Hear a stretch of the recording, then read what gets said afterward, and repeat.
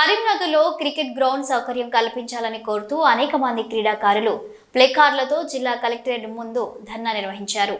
ఈ సందర్భంగా ఎమ్మెల్సీ స్వతంత్ర అభ్యర్థి డాక్టర్ ముస్తాక్ అలీ మాట్లాడుతూ నగరంలో క్రికెట్ ఆట ఆడేందుకు గ్రౌండ్ సౌకర్యం లేని కారణంగా ఎంతో మంది క్రీడాకారులు తమ క్రీడా నైపుణ్యాన్ని పెంపొందించుకోలేకపోతున్నారన్నారు.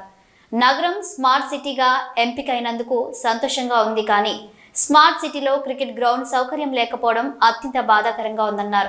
నగరంలో 2 గ్రౌండ్లు ఉండేవని, అయితే వాటిని పార్కులుగా చేయడంతో క్రికెట్ ఆటలు ఆడేందుకు గ్రౌండ్ సౌకర్యం లేకుండా పోయిందన్నారు.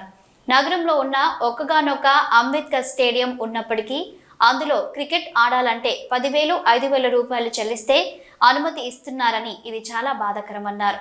ఇప్పటికైనా జిల్లా కలెక్టర్ స్పందించి క్రికెట్ గ్రౌండ్ సౌకర్యం కల్పించాలని కోరారు.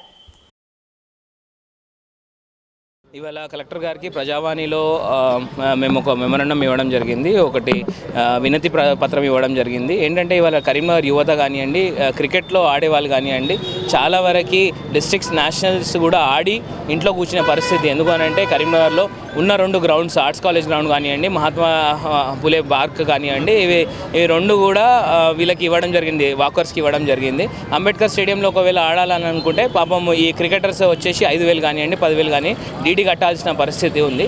దాని వల్ల అందరం యువత ఇక్కడ జమ అయ్యి, గ్రాడ్యుయేట్స్ కానివ్వండి, యూత్ కానివ్వండి, అందరం జమ అయ్యి మేము ఒకటే వినతి పత్రం ఏమిస్తున్నాం అని అంటే, స్మార్ట్ సిటీస్ ఏదైతే అలొకేట్ అయ్యాయో ఆ స్మార్ట్ సిటీస్లలో మీరు సిద్దిపేట చూసుకొనివ్వండి, ఇంకా వేరే సిటీస్ చూసుకున్నా మీకు ఇక్కడ క్రికెట్ స్టేడియంస్ ఉన్నాయి, క్రికెట్స్ కోసం సపరేట్గా ఫెసిలిటీస్ ఉన్నాయి. సో కరీంనగర్ లీడర్స్ కానివ్వండి, ఎంపీ గారికి కానివ్వండి, ఎమ్మెల్యే గారికి కానివ్వండి, మంత్రి గారికి కానివ్వండి, అందరికీ మేము చెప్పే వినతి ఒకటే, మా యువత మా వాయిస్ వినండి, మా కోసం, మా ఫ్యూచర్ కోసం, ఫ్యూచర్ తరాల కోసం ముందుకొచ్చి బ్యూరోక్రాట్స్తో మాట్లాడి మాకు ఒక గ్రౌండ్ ఇప్పించాలని మా